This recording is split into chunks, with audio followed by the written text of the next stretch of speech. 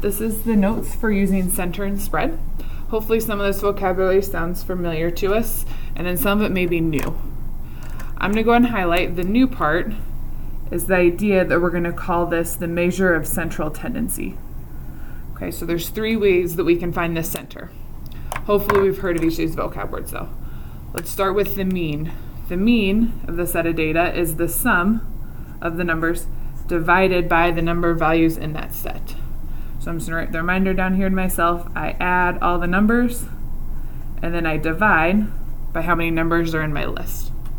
So for example, the total number of siblings in the data in the line plot is 56.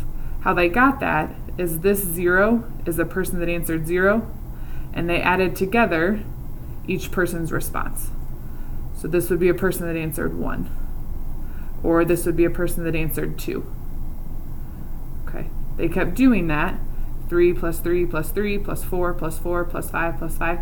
They added all those together and they got 56. Then they went back and counted up and found that there were 19 people that did their survey. So after they add them, make sure you hit enter and then divide by 19. So they added all those up, they found the total to be 56, and then they divided by 19 people. My next center is called the median, and that's the number that marks the midpoint of an ordered set of data. So for example, in this survey above, once they're all in order, I need to put them in order if they're not in order. I cross them off until I work my way all to the middle, and I find that the center of my data is 3. Make sure the numbers are in order before you start counting off until you get to the middle. The important thing to note in this section is when it contains an even number of data sets, the median is when I find the average of the middle 2. So for example, in this one, 30 and 1, 3 and 25, I'm left with 7 and 8 are both in the middle. So they did 7 plus 8, hit enter, and then divided by 2 to find my center. So I add those 2 up and I divide by 2 if there are 2 middle numbers. The last one for my center is the mode, and that's the one that occurs the most often. So for example, when these were in order, the mode happened 4 times, no, it's 2. Or if you have a line plot, you can see the one that has the highest number of X's, that's your mode, because the most people selected that number. So 3 people chose 3, 3 people chose 5, but the most was 4 people there that chose the number 2. All right. The other way we're going to measure data today is by looking at the variability. So I'm going to highlight that. And there's 2 ways that we can do this one. So the variability, or I like to call it the spread, tells me how close my data is together or if it's spread out. So hopefully we've heard of the range before. The range is the difference of the maximum and the minimum in my list. So I like to think of it as my highest number minus my lowest number. In our example above in our line plot, the highest number is 11, the lowest one is 2, so my difference there is 9. I subtracted 11 minus 2 and got 9. The word that's new though is mean absolute deviation. The A in absolute comes from absolute value, so the distance is always going to be positive. So keep in mind when you find the distance, absolute value is always positive. So I'm subtracting them, I don't want any negatives. And then the mean is when I added them all up and divided, and then we're going to do that again to find the deviation of how far it is. So my note to myself is it's the mean of the mean. I find the middle number, and then I'm subtracting every number from that mean, and then I find the average again. So after I've added up all my distances, I divide a second time.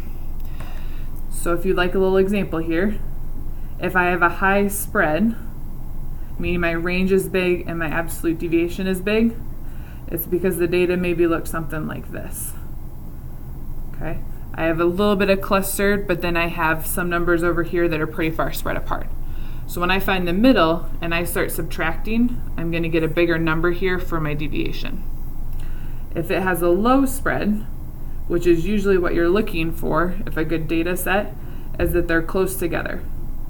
So it could be something like this. So if my line plot has a bunch of people's responses all really close together, that would give me a low range and a low absolute deviation. Let's go ahead and try an example. Let's go ahead and flip your notes over. A little bit. Okay. All right, so it says calculate the following for the number of sample sizes of a 6th grader's shoe size. So my first step anytime is going to be I want to put these in order from smallest to biggest. So I'm going to skim through my list, and the smallest number I see is 2, and then 4, and I kind of cross them off as I'm going to make sure I don't lose any of them. Then I see a 5, an 8, a 9, a 12, a 15, a 15, and a 20. Okay, so to find the average, we're going to add them all up and divide. So with our calculator, I had 1, 2, 3, 4, 5, 6, 7, 8, 9 numbers. So I'm going to add 2 plus 5, 4 plus 5 plus 8. I'm going to add those all up. I would get 90. And I'm dividing by 9 numbers in my list. So we would say our mean is 10. The median is the middle. So 2 and 20, 4 and 15, 5 and 15, 8 and 12, and I lucked out. I had a center there of 9. If those were 2 numbers, I would have to add them up and then divide by 2. But we lucked out. We had an odd set of numbers, and so I had a true middle of 9.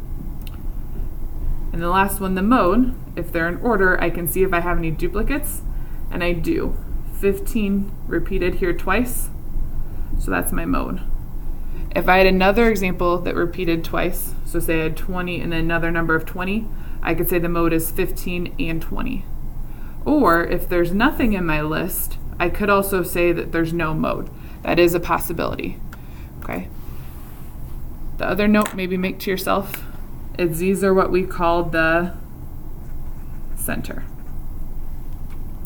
This is trying to find the middle of my data. So the median is my middle. The mean is when I add them all up and divided, or the mode was the most often. Okay. Our other way we looked at the data was the spread.